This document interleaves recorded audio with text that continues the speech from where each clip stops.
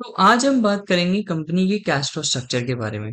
ITC limited का हम data analyse कर रहे थे जिसमें हमने कंपनी की short term solvency, long term solvency, उसका इक्विटी स्ट्रक्चर, उसकी कैश कन्वर्जन साइकिल, उसका पीएनएल प्रोफाइल, हमने हर एक चीज का ब्रेकडाउन समझा। कंपनी मार्केट में कैसे वैल्यू है ये भी हमने समझा। आज हम देखेंगे कंपनी का कैश फ्लो स्ट्रक्चर कैसे मैनेज है। मतलब किसी भी कंपनी का ना कैश फ्लो ऐसा होता है कि कंपनी में इनफ्लो और आउटफ्लो ऑफ कैश कैसे हो रहा है। अल्टीमेटली बिजनेस का ऑब्जेक्टिव ये नहीं होता कि कंपनी आने वाले टाइम में रिटर्न्स कितना कमाएगी या कंपनी अपनी सॉल्वेंसी कैसे मेंटेन कर रही है। कंपनी अपना कैश फ्लो कैसे मैनेज कर रही है ये भी बहुत जरूरी ऑब्जेक्टिव होता है बिजनेस के लिए, क्योंकि इससे आपको पता चलता है कि कंपनी का जो इनफ्लो एंड आउटफ्लो है वो मैनेजेबल है या फिर सही से मैनेज नहीं हो रहा है। क्योंकि अगर कंपनी का कैश फ्लो हेल्दी होगा तभी वो आने वाले टाइम में अपनी इनकम जनरेट कर पाएगी और आपके जो फंड्स हैं उसको ग्रो कर पाएगी। ये बहुत सारी चीजों में यूज होता है, जैसे कि फोरकास्टिंग मॉडल्स में भी कंपनी के लिए यूज होता है और फाइनेंशियल सॉफ्टवेयर सॉल्यूशंस में भी यूज होता है। ठीक है, कैश का बेसिक ऑब्जेक्टिव क्या है? कैश का बेसिक ऑब्जेक्टिव यही होता है कि वो फाइनेंशियल रिस्क को मिनिमाइज कर देता है। आपकी प्रॉफिटेबिलिटी इंक्रीज हो जाती है जितना ज्यादा अच्छा कैश बनेगा इनकी कंपनी में। और ओवरऑल लिक्विडिटी की अगर हम बात करें तो लिक्विडिटी ऑब्जेक्टिव भी इसका होता है। ठीक है, तो अल्टीमेटली अगर हम समझे तो कैश फ्लो स्टेटमेंट या फिर कैश फ्लो स्ट्रक्चर का अल्टीमेट ऑब्जेक्टिव होता है कि ये एक हेल्दी इनफ्लो एंड आउटफ्लो रखे, लिक्विडिटी मेंटेन करे, आइडियल कैश को रिड्यूस करे, फाइनेंशियल रिस्क को मिनिमाइज करे और प्रॉफिटेबिलिटी मैक्सिमाइज करे। अल्टीमेटली कैश फ्लो का यही ऑब्जेक्टिव होता है। अगर हम थोड़ा सा समझे किसी भी कंपनी का कैश फ्लो स्ट्रक्चर, उसमें बताता है inflow and outflow of cash during the year. इसका मतलब, इनफ्लो का मतलब थोड़ा सा हम समझ लेते हैं। इनफ्लो का मतलब है इनकमिंग कैश, अगर हम नॉर्मल वर्ड्स में समझे तो। और आउटफ्लो का मतलब है आउटगोइंग कैश। जो पैसा आ रहा है वो इनफ्लो ऑफ कैश है, जो पैसा जा रहा है वो आउटगोइंग ऑफ कैश है। अल्टीमेटली हमारा ये ऑब्जेक्टिव होता है कि इन दोनों में एक बैलेंस बना रहे, इन दोनों में फाइनेंशियल रिस्क कम हो जाए, ऐसा कैश फ्लो होना चाहिए। इनका कैश फ्लो ऐसा होना चाहिए कि प्रॉफिट मैक्सिमाइज हो जाए। ठीक है, प्रॉफिट मैक्सिमाइज हो जाए, मैक्सिमाइज प्रॉफिट्स। ओके, तो हमारे ये तीन ऑब्जेक्टिव होते हैं, बैलेंस बना रहे, फाइनेंशियल रिस्क मेंटेन रहे और मैक्सिमाइज हो जाए हमारा प्रॉफिट। ऐसा inflow and outflow of cash होना चाहिए। अब ये कैश फ्लो स्ट्रक्चर बनता किन चीजों से है? जब भी हम कंपनी की ऑपरेटिंग एक्टिविटीज, जब भी हम कंपनी की ऑपरेटिंग एक्टिविटीज, मतलब जितनी भी एक्टिविटीज ऑपरेशन से रिलेटेड है। कौन से ऑपरेशंस? जो कि बिजनेस में होते हैं। जो भी एक्टिविटीज बिजनेस ऑपरेशन से रिलेटेड होती हैं वो होती है ऑपरेटिंग एक्टिविटीज, पहला। दूसरी एक्टिविटी आती है इन्वेस्टिंग एक्टिविटीज। बिजनेस ये तीन ही एक्टिविटीज करता है। पहला ऑपरेशंस, बिजनेस ऑपरेशंस। दूसरा इन्वेस्टिंग एक्टिविटीज, मतलब long term investments. Long term investments की हम बात करते हैं यहाँ पे कि बिजनेस लॉन्ग टर्म इन्वेस्टमेंट को बाई कैसे कर रहा है और कैसे सेल कर रहा है। तो हम इसकी इनफ्लो एंड आउटफ्लो देखते हैं। जब आप एसेट्स को बाय करोगे तो आपका पैसा जाएगा, ऑब्वियसली। एसेट्स आपकी दुकान पे आ रहे हैं, आप एक मशीनरी खरीद रहे हो 10 लाख की। 10 लाख की मशीनरी आपकी दुकान में आ गई, लेकिन 10 लाख रुपए आपकी जेब से तो जाएगा ना। और जब आप उस मशीनरी को थोड़े से टाइम बाद 5 लाख का बेचोगे तो वो मशीनरी चली गई और 5 लाख रुपए आ गया। तो जब आप बेचते हो तो पैसा आता है, खरीदते हो तो पैसा जाता है। तो आपकी इन्वेस्टिंग एक्टिविटीज कैसे चल रही है, आप ज्यादा बेच रहे हो या खरीद रहे हो, ये देखना होता है इसमें। और लास्ट में आती है आपकी financing activities. Financing activities talk about your sources of funds. ठीक है, financing activities talk about sources of funds. थोड़ा सा हम इसमें ध्यान देते हैं। बिजनेस में तीन ही एक्टिविटीज होती हैं। पहला आपने समझ लिया ऑपरेटिंग, जो ऑपरेशन से रिलेटेड है। दूसरा होता है इन्वेस्टिंग एक्टिविटीज, थोड़ा सा हम इसको हाईलाइट कर देते हैं। दूसरी होती है इन्वेस्टिंग एक्टिविटीज और तीसरी आती है फाइनेंसिंग एक्टिविटीज, जिसमें हम बात करते हैं सोर्सेज ऑफ फंड्स की। ठीक है। अब ये सोर्सेज ऑफ फंड्स होते क्या है? देखो, सोर्सेज ऑफ फंड्स बिजनेस के चार सोर्सेज होते हैं। वैसे तो बहुत सारे सोर्सेज है, मेजर जो चार सोर्स होते हैं वो होता है शेयर्स, क्योंकि अगर आप शेयर्स इशू करोगे मार्केट में तो पैसा आएगा, ऑब्वियसली। दूसरा होता है डिबेंचर्स। डिबेंचर्स एक लॉन्ग टर्म डेट होता है कंपनी के लिए। जैसे कंपनी लोन लेती है ना, वैसे ही डिबेंचर्स होते हैं, शेयर्स की तरह होते हैं। ये भी मार्केट में इशू किया जाता है और इन्वेस्टर्स इनमें इन्वेस्ट करके मतलब पैसा देते हैं, और कंपनी इन्हें इंटरेस्ट पे पैसा देती है। ठीक है, इंटरेस्ट देती है कंपनी इनका। फिर होता है बॉन्ड्स। बॉन्ड्स एक टाइम पीरियड के लिए कंपनी बॉन्ड्स इशू कर देती है, उस पे लोग खरीदते हैं उस बॉन्ड्स को और कुछ टाइम तक होल्ड करते हैं। जब कंपनी उसे रिडीम कर लेती है तो वो पैसा वापस कर देती है, और जब तक वो पैसा वापस नहीं करती है तब तक उन्हें इंटरेस्ट देती है कंपनी। फिर आता है बैंक लोन्स। ये कुछ चार मेजर सोर्स होते हैं जिस भी बिजनेस के लिए, चार मेजर सोर्स ऑफ फंड्स होते हैं कि पैसा मार्केट से कैसे लिया जा सकता है। या तो वो शेयर्स इशू करेगा, मतलब अपने शेयर्स इशू करेगा, या वो डिबेंचर्स इशू करेगा, या वो बॉन्ड्स इशू करेगा, या फिर बैंक लोन लेगा। तो ये सोर्सेज ऑफ फंड्स की हम जब बात करते हैं तो कंपनी की फाइनेंसिंग एक्टिविटीज में आता है। और यही तीन activities, three major activities business perform करता है during the year. Three major activities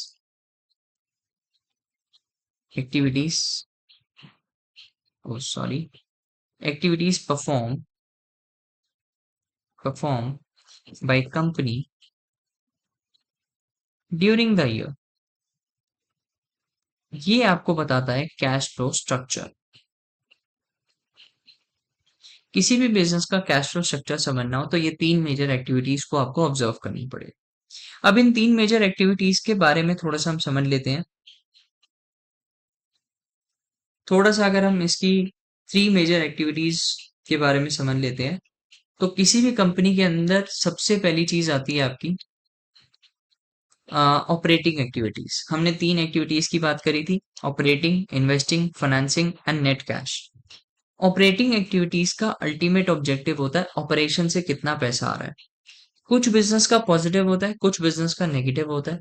जिन भी बिजनेस का ऑपरेटिंग एक्टिविटीज आपका पॉजिटिव होगा, वो कंपनी एक अच्छा कैश फ्लो मेंटेन करती है, क्योंकि उसमें प्रॉफिटेबिलिटी ज्यादा होती है रेदर देन इनकम। ठीक है। अगर आप देखें तो 10,000 करोड़ का कैश फ्लो था इसका, आज है 17,627 करोड़ का कैश फ्लो, जो कि है पॉजिटिव। बहुत सारे बिजनेस अपना ऑपरेटिंग एक्टिविटीज ही नेगेटिव में रखते हैं, लेकिन यहाँ पे अगर आप देखें तो इसका पॉजिटिव है। अगर आप देखें तो हर साल इसका पॉजिटिव है। 2021 में हिट आया था, ऑब्वियसली कोविड की वजह से थोड़ा सा इम्पैक्ट पड़ा था। फिर 24 में भी थोड़ा हिट आया, लेकिन फिर उसके बाद इन्होंने थोड़ा इंक्रीज कर लिया। तो बिजनेस की अगर हम बात करें तो इसका कैश फ्लो तो पॉजिटिव है। तो in terms of operating activities हम इनको पॉजिटिव में रखते हैं। Operating activities as per industry standard हमारी तरफ से गुड है, good, not excellent but good, क्योंकि इतना भी कैश फ्लो जनरेट नहीं कर रहे हैं, लेकिन जितना कर रहे हैं अच्छा है। ठीक है। अब हम बात करते हैं इन्वेस्टिंग एक्टिविटीज की। Investing activities talk about buying and selling of property, plants and equipment. Investment हो गई, कोई प्रॉपर्टी हो गई, या फिर किसी इंटरेस्ट इनकम हो गया, डिविडेंड इनकम हो गया, रेंट इनकम हो गया, वो सारी चीजें इसमें आती है। तो ये माना जाता है कि जिस भी बिजनेस में माइनस होता है ना, वहां पे बाइंग ज्यादा है, मतलब इन्वेस्टमेंट ज्यादा बाय कर रहे हैं, या फिर प्रॉपर्टी, प्लांट, इक्विपमेंट्स को बाय ज्यादा कर रहे हैं। राइट। हमने क्या बात करी थी कैश फ्लो में? हम क्या बात करते हैं? Outflow and inflow. आउटफ्लो मतलब माइनस, इनफ्लो मतलब इनकमिंग, मतलब आ रहा है पैसा। तो अगर इनकमिंग होता तो मतलब इनफ्लो होता तो पॉजिटिव होता, आउटफ्लो है तो नेगेटिव है। और ये चीज बहुत ही अच्छी चीज होती है कि बिजनेस इन्वेस्ट कर रहा है।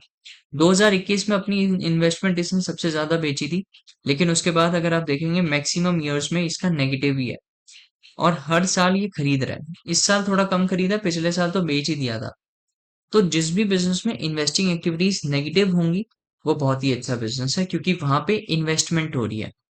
तो अगर इन टर्म्स ऑफ इन्वेस्टिंग एक्टिविटीज भी मैं बोलूं तो इन्वेस्टिंग एक्टिविटीज भी गुड है। ठीक है। गुड नहीं कह सकते, लेकिन मॉडरेट पे हम ले लेते हैं इसको, क्योंकि ज्यादा इन्वेस्टिंग एक्टिविटीज भी नहीं है। ठीक है, क्योंकि अगर हम देखें फाइनेंसिंग में सबसे ज्यादा पैसा जा रहा है। अगर आप देखें तो फाइनेंसिंग में हर साल सबसे ज्यादा पैसा जा रहा है। देख रहे हो, माइनस 7,500 था, अब जाके 17,000 करोड़ हो गया है। इतना तो ऑपरेटिंग से पैसा आ रहा है, जितना तो इन्होंने इसमें खर्च कर दिया। अल्टीमेटली फाइनेंसिंग एक्टिविटीज बताता है कि कंपनी अपना इनफ्लो ज्यादा कर रही है या आउटफ्लो। तो अगर आप देखें तो यहाँ पे आउटफ्लो ज्यादा हो रहा है, लेकिन फाइनेंसिंग के लिए बहुत ही अच्छी चीज है। क्योंकि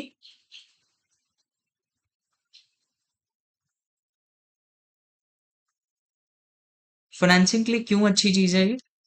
फाइनेंसिंग के लिए नेगेटिव कैश फ्लो इसलिए अच्छी चीज है बिकॉज यहाँ पे ये बताता है कि कंपनी ज्यादा इशू नहीं कर रही, रेदर रीपे कर रही है अपना डेट। मतलब कंपनी अपना जो पैसा है वो ज्यादा इशू नहीं कर रही। इशू मतलब शेयर्स इशू नहीं कर रही, डिबेंचर्स इशू नहीं कर रही, मतलब मार्केट से लोन कम उठा रही है और रीपे ज्यादा कर रही है। जो उस पे कर्जा है वो रीपे कर रही है। लेकिन ये भी दिखाता है कि कंपनी डिविडेंड भी दे रही है। फाइनेंसिंग एक्टिविटीज में हम डिविडेंड पेड की भी अमाउंट लेते हैं। तो अभी हम थोड़ा सा डिविडेंड का स्ट्रक्चर देखेंगे कि फाइनेंसिंग से डिविडेंड कितना परसेंटेज जा रहा है, तो उससे आपको थोड़ा और क्लियर हो जाएगा। लेकिन अभी के लिए अगर हम इसका कैश फ्लो स्ट्रक्चर की बात करें, तो कंपनी का कैश फ्लो स्ट्रक्चर एक मैनेजेबल है। कंपनी ओवरऑल लास्ट 3 साल से पॉजिटिव नेट कैश निकाल रही है, और पिछले 22 में भी कम नहीं था, लाइक 43 करोड़ था, लेकिन उसके बाद से कंपनी अपना पॉजिटिव कैश फ्लो निकाल रही है, जो कि एक अच्छी चीज होती है किसी भी बिजनेस के लिए। ऑल तो 200 करोड़ के करीब कैश फ्लो है, लेकिन पॉजिटिव है, 3 साल से पॉजिटिव में है। अब हम बात करते हैं कैश फ्लो टू नेट की। थोड़ा ये ज्यादा क्लैरिटी दे देता है कि नेट कैश में कैश फ्लो कैसे परफॉर्म कर रहा है।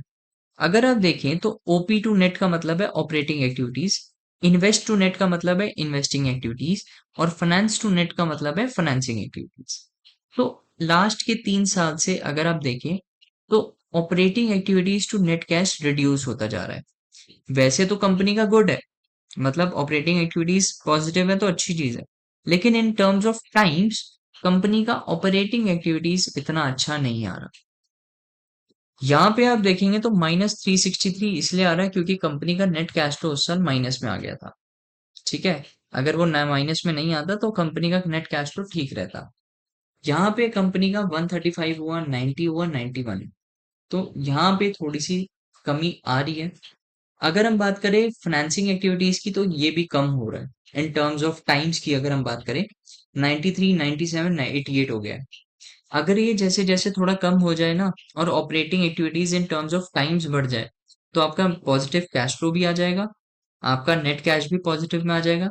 इन्वेस्टिंग एक्टिविटीज अभी आप देख रहे होंगे ना के बराबर चल रही है, तो इन्वेस्टिंग एक्टिविटीज थोड़ी इंक्रीज हो जाए अगर इस बिजनेस की, ऑपरेटिंग ज्यादा हो जाए और फाइनेंसिंग कम हो जाए, तो ये बिजनेस काफी अच्छा ऑपरेट कर सकता है, ये बिजनेस काफी अच्छा ग्रो कर सकता है।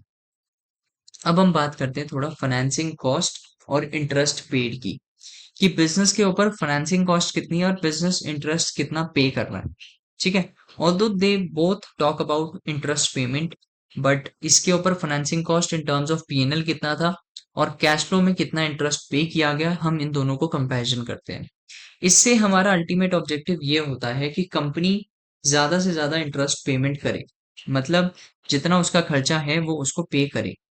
ठीक है, कैश फ्लो में हम पेमेंट की बात करते हैं, और तो पीएनएल में भी हम डिडक्ट कर देते हैं, लेकिन एक्चुअल में पेमेंट जो होती है वो यहाँ होती है। अगर आप देखें तो कंपनी का हर साल सिमिलर ही चल रहा है। 45 करोड़ का फाइनेंस कॉस्ट था, 41 करोड़ पे करा है इन्होंने। 39 का था, 40 करोड़ पे करा है। 43 का था, 41 पे करा है। 46 का था, 46 पे करा है। 45 था, 50 करोड़ पे करा है। इन टर्म्स ऑफ इंटरेस्ट पेमेंट और फाइनेंस कॉस्ट का अल्टीमेट ऑब्जेक्टिव रहता है कि कंपनी अपनी फाइनेंस कॉस्ट और इंटरेस्ट की जो पेमेंट है वो दोनों सिमिलर रखे।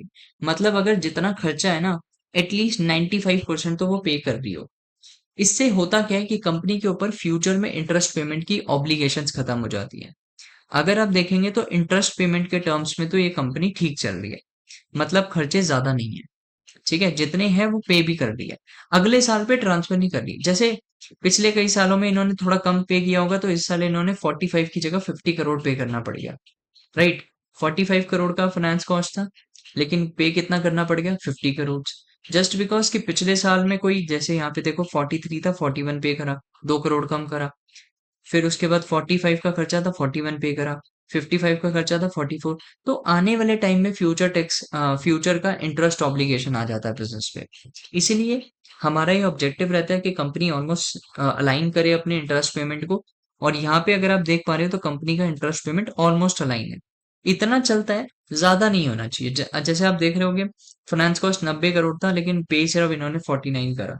तो ये थोड़ा सा एक गलत केस आ जाता है, ये एक बिजनेस के लिए नेगेटिव इम्पैक्ट डाल देता है, ताकि क्योंकि ना इनको फिर आगे पेमेंट करना पड़ेगा उसके लिए। फिर देख रहे हो अगले साल फाइनेंस कॉस्ट था 45 करोड़ और 90 करोड़ पे 98 पे करना पड़ गया। अगले साल ज्यादा पे करना पड़ गया। पे तो आपको करना ही पड़ेगा ना। तो इसलिए जितना खर्चा है उतना आप पे कर दें, तो आपके ऊपर अगले साल नहीं जाता है खर्चा। ठीक है, हमारा ये ऑब्जेक्टिव इसमें बस इतना ही रहता है। अब हम बात करते हैं फ्री कैश फ्लो की। फ्री कैश फ्लो कैसे निकलता है, सबसे पहले हम ये बात करेंगे, और क्यों होना चाहिए फ्री कैश फ्लो बिजनेस में, ये भी हम बात करते हैं।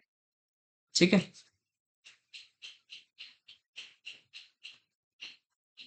अब हम बात करेंगे कंपनी के अंदर फ्री कैश कितना होना चाहिए और क्यों होना चाहिए, ये क्यों इंपॉर्टेंट है बिजनेस के लिए।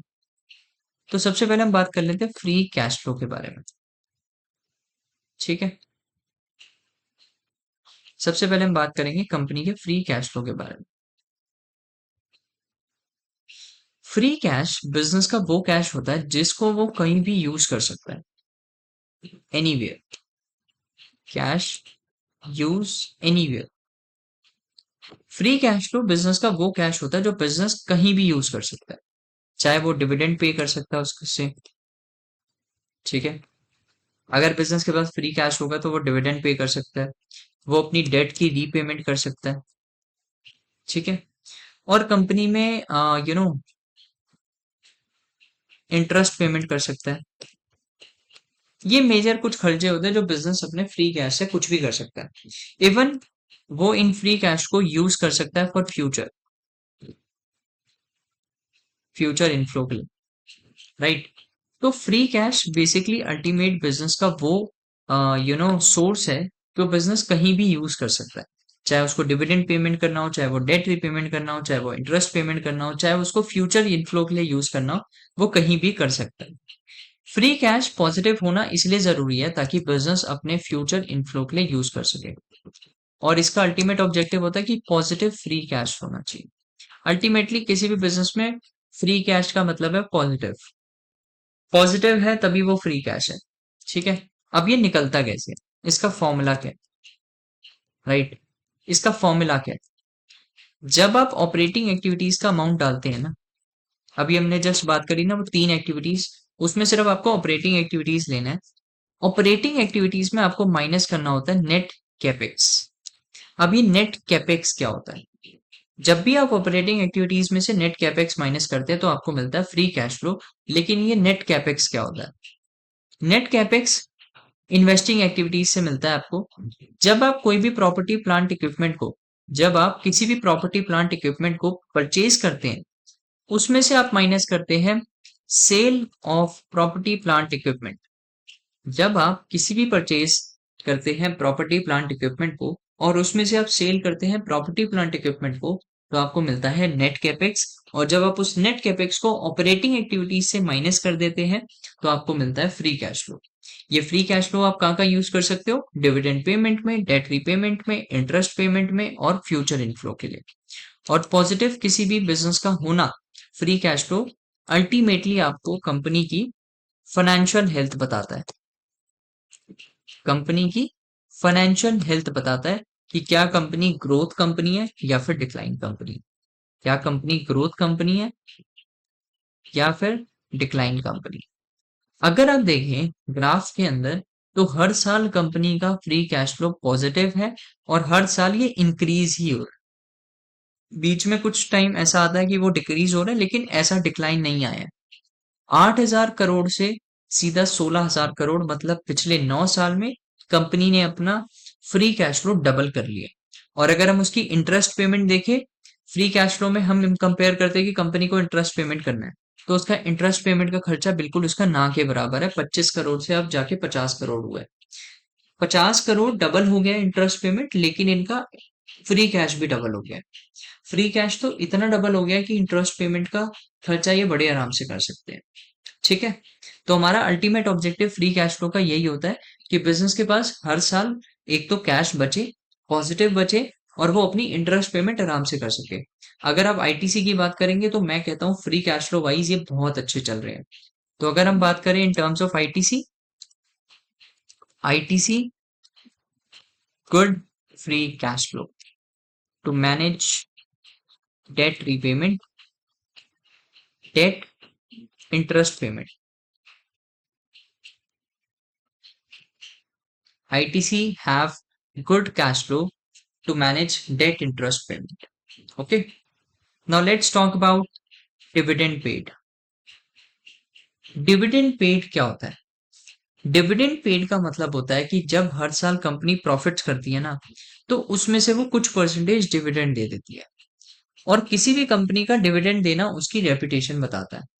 जो जो कंपनी डिविडेंड देती है ना, उसकी रेपुटेशन बताता है। मतलब जैसे मान लेते हैं आज एक कंपनी ने आपको डिविडेंड दिया और दूसरी ने नहीं दिया, तो आपका अल्टीमेट ऑब्जेक्टिव ये होता है कि ये कंपनी अच्छी है और वो कंपनी अच्छी नहीं है। मतलब आप जब इन्वेस्ट करते हो तो आप ये सोचते हो कि कंपनी मुझे रिटर्न्स से, रिटर्न्स का मतलब क्या होता है, आपको डिविडेंड मिले। अगर मैं इस कंपनी में 10,000 लगा रहा हूँ तो ये मुझे कुछ ना कुछ डिविडेंड दे। डिविडेंड मतलब जब प्रॉफिट्स में से कुछ पैसा डिस्ट्रीब्यूट कर दे। अल्टीमेटली डिविडेंड मैट्रिक्स का आपका होना कम से कम अगर माना जाए तो मैक्सिमम से मैक्सिमम 50 से 60% होना चाहिए। मतलब प्रॉफिट में से वो सिर्फ 50% ही डिविडेंड दे, ज्यादा ना दे। ठीक है, थोड़ा सा मैं समझा देता हूँ डिविडेंड होता क्या है और डिविडेंड क्यों जरूरी होता है और कितना होना चाहिए। ठीक है, तीन चीजें, डिविडेंड होता क्या है, डिविडेंड क्यों जरूरी होता है और डिविडेंड कितना होना चाहिए। सबसे पहले डिविडेंड जो होता है वो आपका प्रॉफिट में से, प्रॉफिट डिस्ट्रीब्यूशन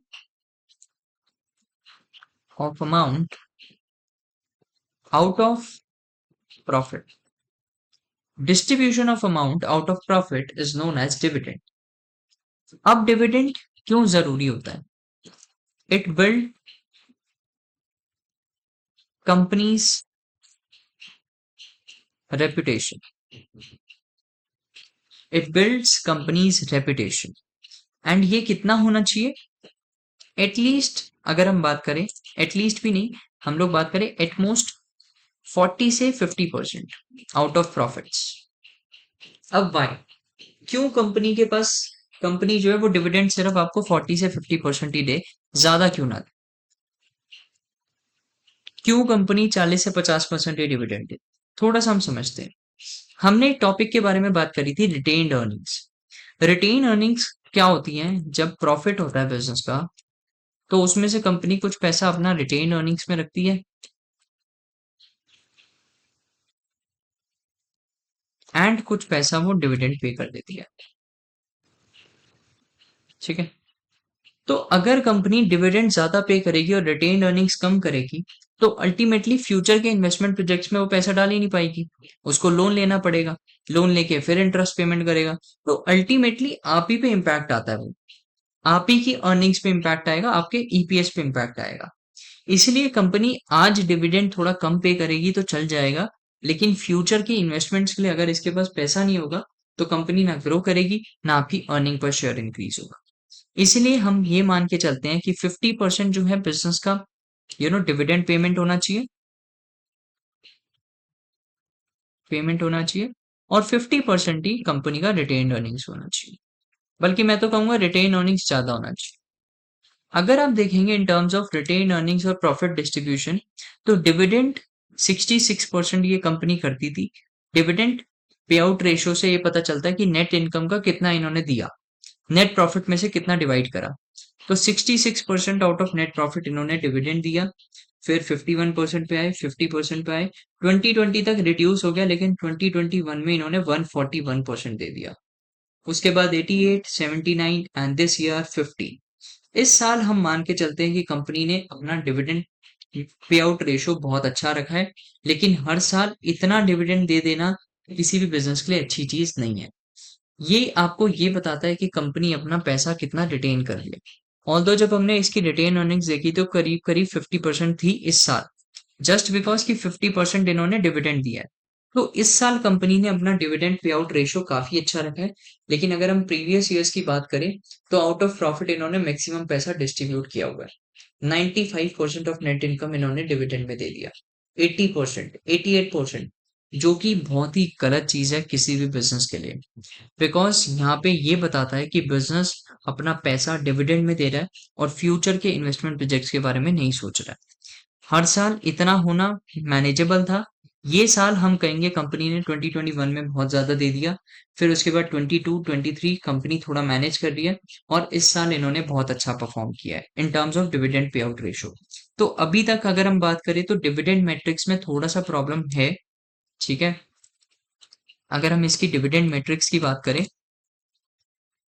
तो थोड़ा मुझे डाउट है इसमें। ठीक है। अगर इनका हर साल 50% रहता है तो मैं इस कंपनी को कहता हूं कि ये कंपनी अभी थोड़ा सा अभी डाउट रहेगा।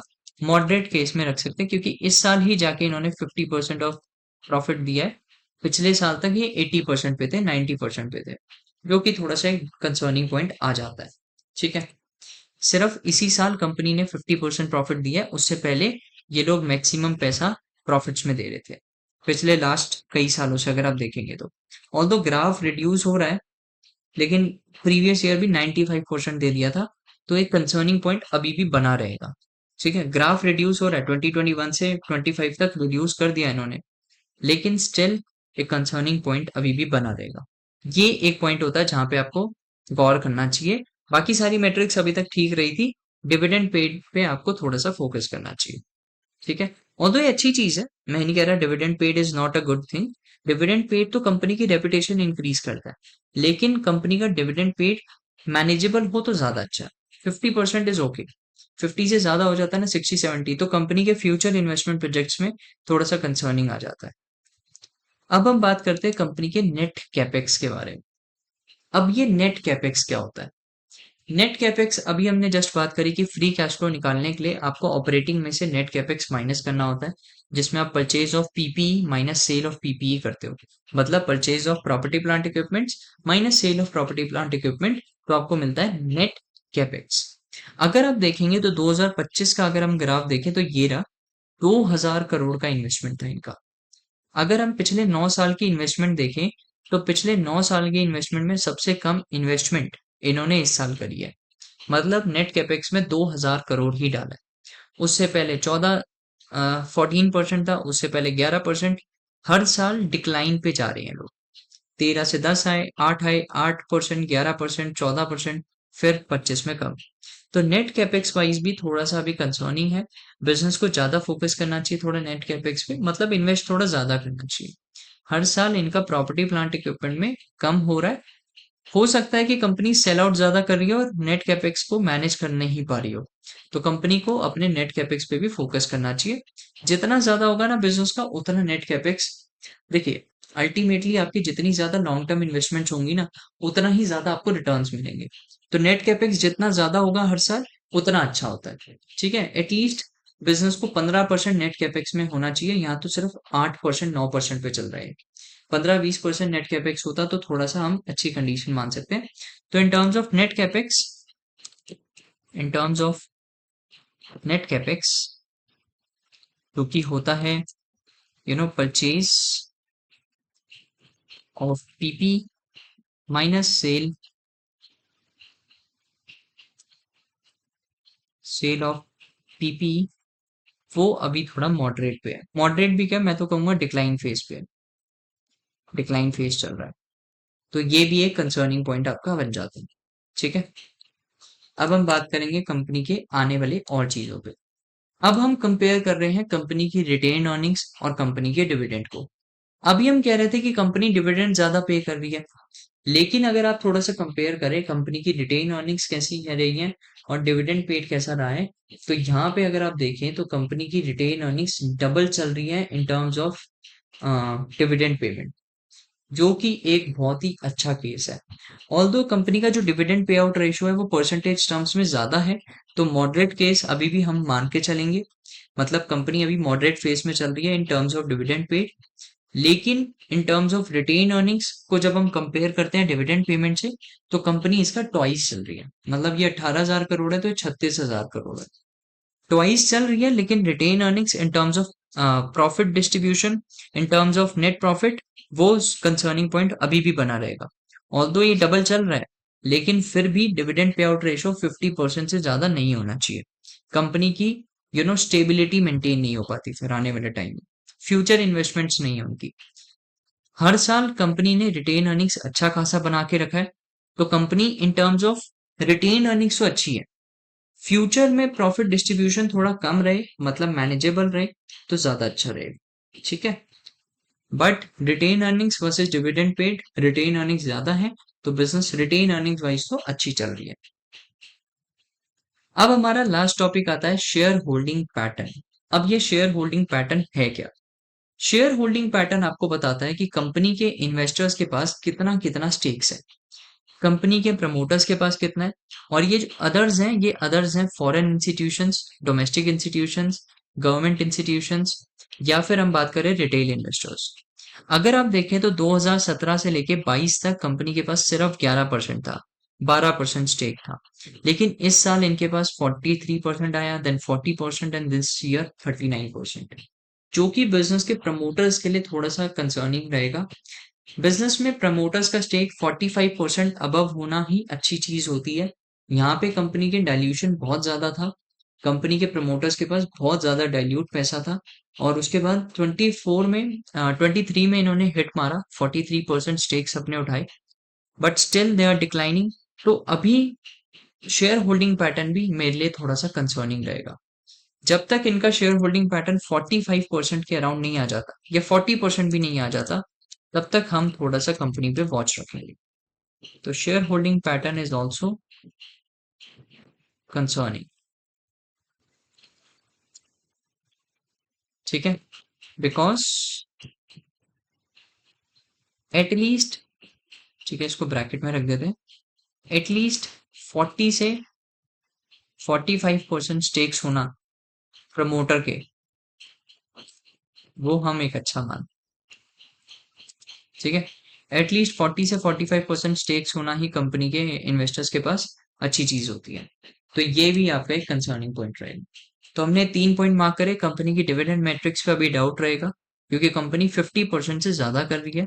तो पहली चीज तो ये हो गई। इन टर्म्स ऑफ कैपेक्स भी कंपनी अच्छा नहीं कर रही, और इन terms of share holding pattern last के 3 साल में इन्होंने इंप्रूवमेंट करी है। अगर आने वाले टाइम में कंपनी अपनी इंप्रूवमेंट कर लेती है इन terms of you know share holding pattern, net capex, और कंपनी का डिविडेंड पेड, जो एक कंपनी का डिविडेंड पेड 95%, अगर ये 50 तक ले जाते हैं, राइट, 79 और 50 हो गया, तो 50 तक अगर ये ले जाते हैं अपना नेट प्रॉफिट का, तो हम कहेंगे कंपनी इन टर्म्स ऑफ सारी चीजें अच्छी हो गई है। पीछे तक अभी तक मैट्रिक्स सारी सही थी, ईपीएस में थोड़ा सा ऊपर नीचे था, और यहाँ पे मेजर चीजें तो थी वो फ्री कैश फ्लो डिविडेंड में थी, डिविडेंड, नेट कैपेक्स और रिटेन अर्निंग्स और शेयर होल्डिंग पैटर्न। तो यहाँ थोड़ा कंसर्निंग पॉइंट आपका बन जाएगा, और एक ईपीएस में प्रॉब्लम है। अगर आप इन 5 चीजों पे मेजर फोकस रखेंगे, और यहाँ पे आपको लगता है कि कंपनी इंडस्ट्री स्टैंडर्ड्स को मीट कर रही है, अगर ये सारे पॉइंट्स को ये अपोजिट कर देती है, तो कंपनी एक बहुत ही अच्छी कंपनी बनेगी।